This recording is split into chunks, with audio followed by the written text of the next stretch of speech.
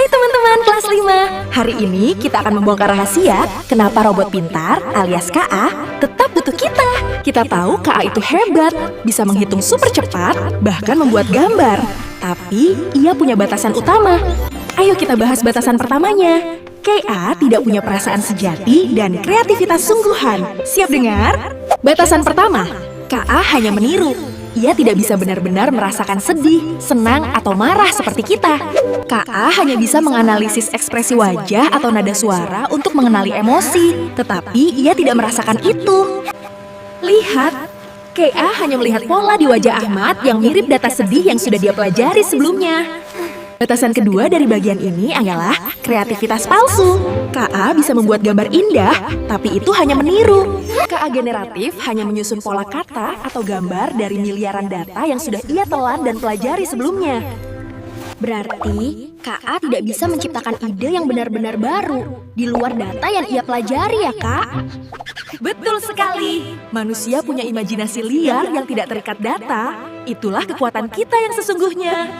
Sekarang, mari kita masuk ke batasan utama yang kedua.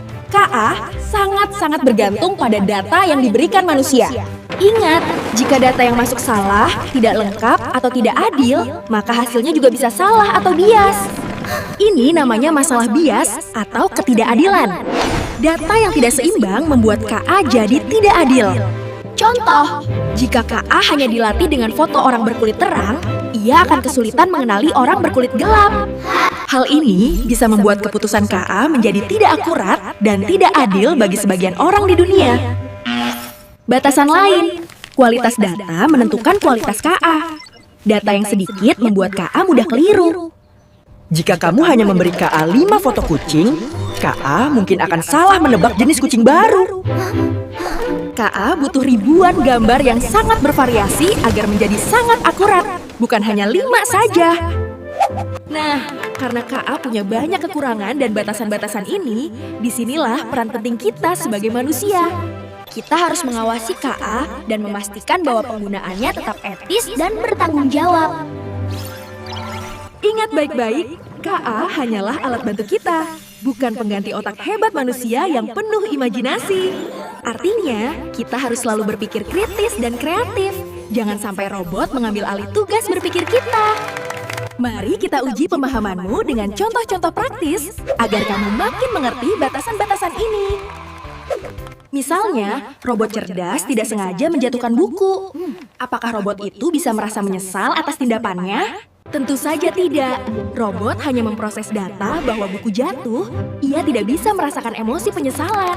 Contoh berikutnya, kita meminta KA generatif untuk menciptakan warna yang belum pernah ada di alam semesta. Bisakah ia?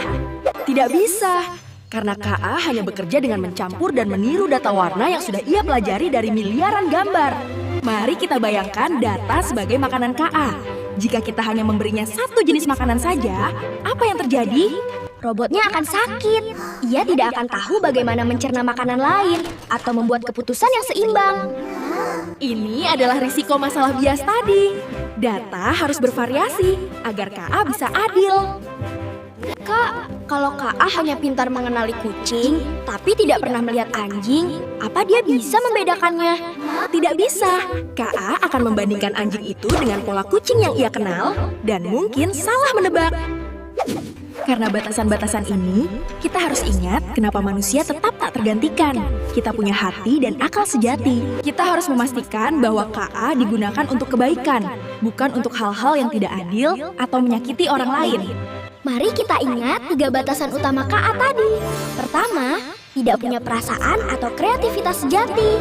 Kedua, sangat bergantung pada data yang diberikan dan rentan terhadap bias atau ketidakadilan. Pesan terpenting, kita sebagai manusia yang harus memastikan KA selalu digunakan dengan etika dan tanggung jawab. Jadi, meskipun KA adalah robot pintar, ia hanya secerdas data yang diberikan dan seetis manusia yang menggunakannya.